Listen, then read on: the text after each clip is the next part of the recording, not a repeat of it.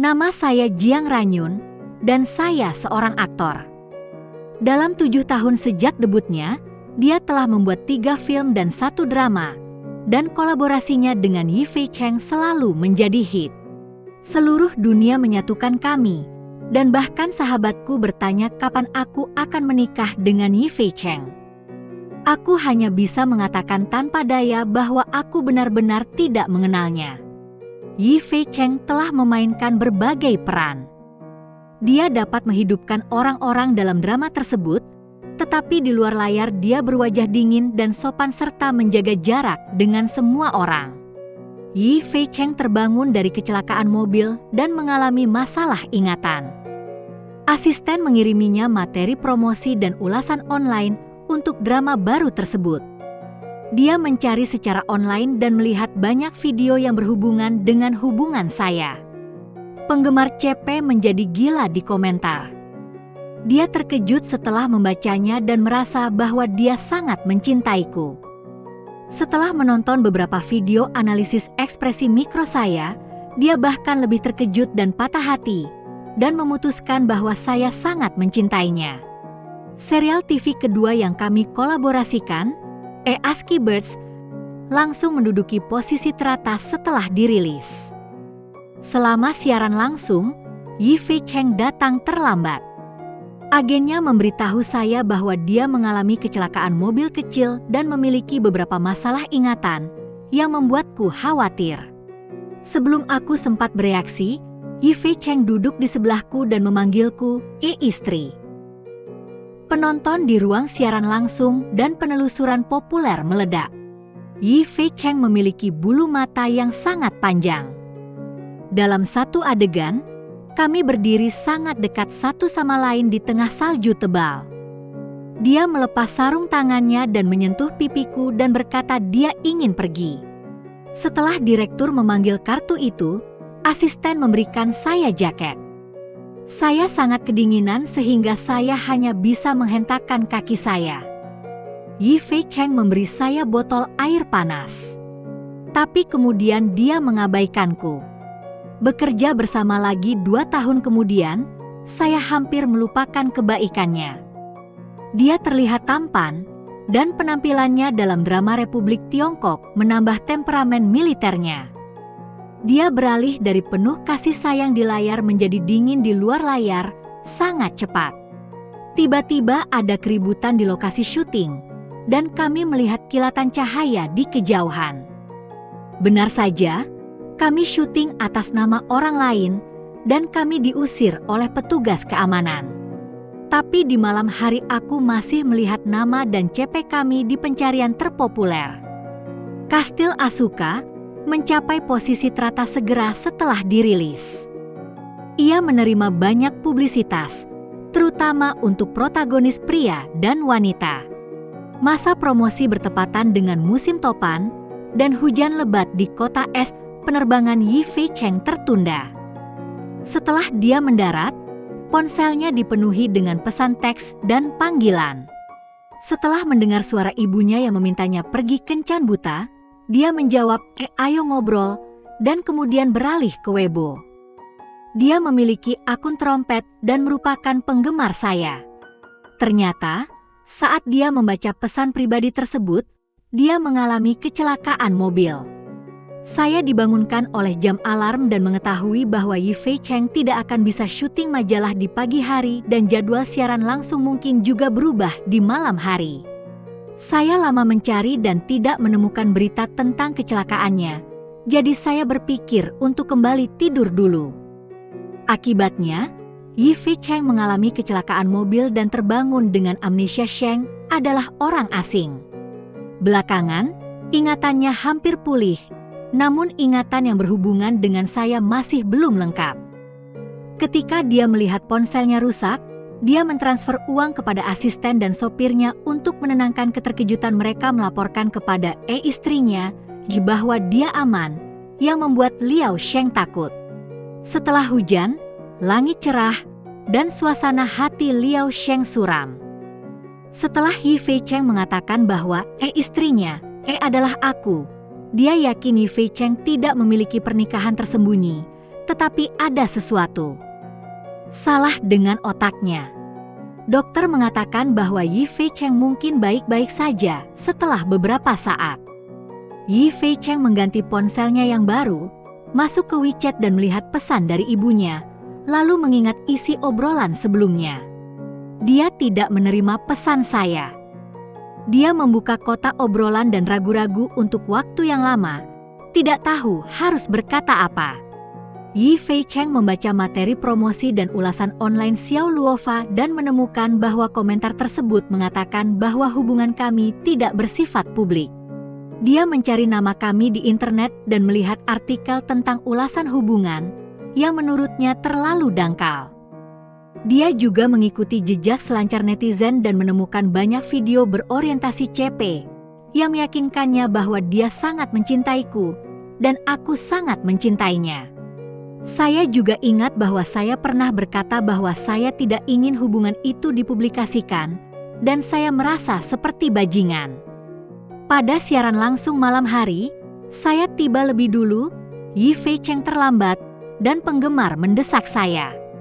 Saat dia turun, saya akan mulai duluan. Begitu siaran dimulai, rentetan tembakan masuk. Setelah dia masuk, saya merasa matanya terlalu fokus. Kemudian manajernya menunjukkan ponselnya kepada saya dan mengatakan bahwa dia mengalami masalah ingatan setelah mengalami kecelakaan mobil. Yi Fei Cheng sakit kepala saat merias wajahnya. Liao Sheng ingin membawanya ke rumah sakit, tapi dia bilang dia baik-baik saja dan tidak sabar untuk bertemu denganku. Liao Sheng hanya bisa memberitahunya untuk tidak berbicara omong kosong selama siaran langsung dan fokus pada pekerjaan. Liao Sheng ragu-ragu apakah akan memberikan ventilasi dengan saya, jadi dia akhirnya menggunakan perangkat lunak untuk mengingatkan saya. Selama siaran langsung, saya berinteraksi dengan penonton. Yi Fei Cheng terlambat untuk waktu yang lama. Begitu dia datang, dia secara alami duduk di sebelah saya, sangat dekat, yang mengejutkan saya. Dia juga memanggilku, istri. Aku kaget sekali. Dia bilang dia terlambat dan ingin memberitahuku tentang kecelakaan mobil itu, tapi dia tidak bisa. Serangan di layar siaran langsung menjadi gila. Liao Sheng sangat cemas sehingga dia keluar untuk mendiskusikan tindakan pencegahan dengan agen saya. Selama siaran langsung, pembawa acara menanyakan pertanyaan terkait drama tersebut kepada kami. Kami akhirnya berada di jalur yang benar, tetapi popularitasnya melonjak. Di akhir siaran langsung, Yi Fei Cheng tetap dekat, tapi tetap bersikap baik. Asisten memberi saya nomor telepon agen saya. Dia berkata bahwa saya harus bekerja sama dengan Yi Fei Cheng dalam akting. Ketika dia pulih, saya juga bisa mendapatkan sumber daya bisnis dari Liao Sheng. Saya pikir Yi Fei Cheng pasti sangat luar biasa ketika dia mengingat kejadian ini setelah dia pulih. Saat ini, dia memanggil saya, istri, lagi dan meminta saya untuk menggosok kepalanya. Saya mengalah. Setelah menggosok kepala saya, dia memeluk saya lagi. Agen saya kebetulan melihat saya dan dia terkejut. Ge Qiuling menegosiasikan persyaratan dengan Liao Sheng, meminta banyak sumber daya bisnis, dan meminta Liao Sheng membantu saya mendapatkan kesempatan audisi untuk drama baru sutradara Wen Shuchan. Liao Sheng tidak punya pilihan selain menyetujuinya. Saya kembali ke hotel setelah makan malam dan menjawab pertanyaan dari berbagai orang. Yi Fei Cheng mengirimi saya pesan yang mengatakan bahwa ada sesuatu untuk saya di lobi hotel saya. Aku khawatir difoto, jadi aku bergegas turun dan melihatnya ingin bicara, jadi aku segera memakaikan topeng untuknya. Dia mengatakan bahwa semua orang tahu tentang hubungan kami, dan mengatakan bahwa sakit kepalanya tidak lagi sakit. Dia memberiku liontin gesper perdamaian yang dia pakai sejak kecil. Saya tidak berani minta. Katanya tidak mahal dan asing, ibu mertua saya memintanya, dan itu sangat efektif. Dia juga ingin mengganti cincin berlian pernikahan saya, jadi saya tidak punya pilihan selain menerima liontin itu. Dia memintaku untuk memberinya perhiasan lagi, tapi aku dengan enggan menyetujuinya. Keesokan harinya ketika saya sedang syuting untuk majalah tersebut, saya melihat pesan selamat pagi dari Yi-Fei Cheng dan merasa bahwa dia belum sehat. Paparazzi memotretku memakai liontinnya dan dia memakai cincin kucing merah mudaku, dan para penggemar jadi heboh. Tema pemotretan majalah adalah "Momen adalah keabadian". Tampilan pertama adalah gaya retro dan saya berpelukan untuk berfoto, tapi kali ini saya merasakan kehadirannya yang kuat. Fotografer meminta Yi-Fei Cheng mendekat ke arah saya sambil menggigit mawar. Setelah syuting, saya mengetahui bahwa Song Ziwan memberi kami tempatnya. Saya pergi untuk menyapanya, dan Yi-Fei Cheng juga datang. Setelah syuting, saya mengetahui bahwa Song Ziwan memberi kami tempatnya. Saya pergi untuk menyapanya, dan Yi-Fei Cheng juga datang. Song Ziwan tercengang saat melihatnya. Kami mengobrol sebentar. Song Ziwan berkata bahwa lagu yang dia buat untukku hampir siap dan dia memintaku untuk merekamnya. Staf datang untuk meminta Song Ziwan mengambil foto.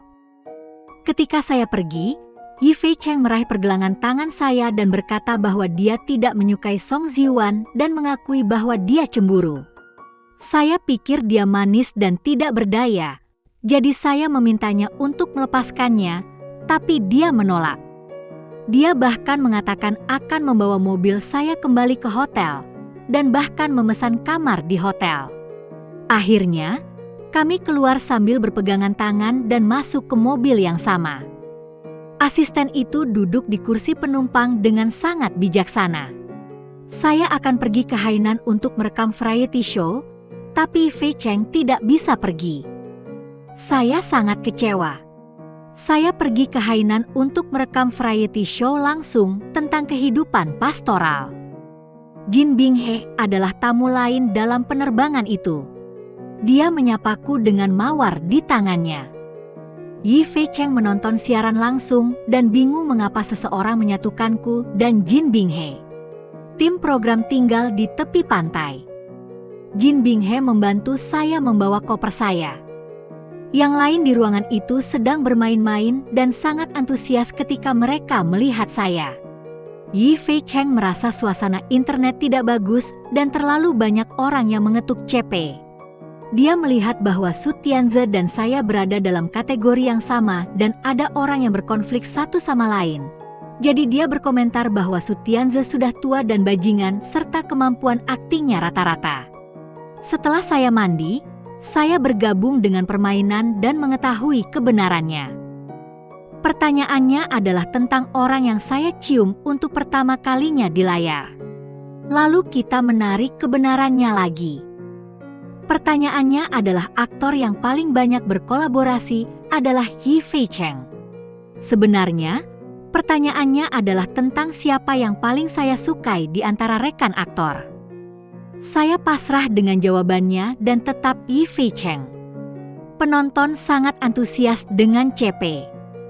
Jantung Yi-Fei Cheng berdetak sangat kencang saat menonton siaran langsung, dan saya merasa sangat mencintainya.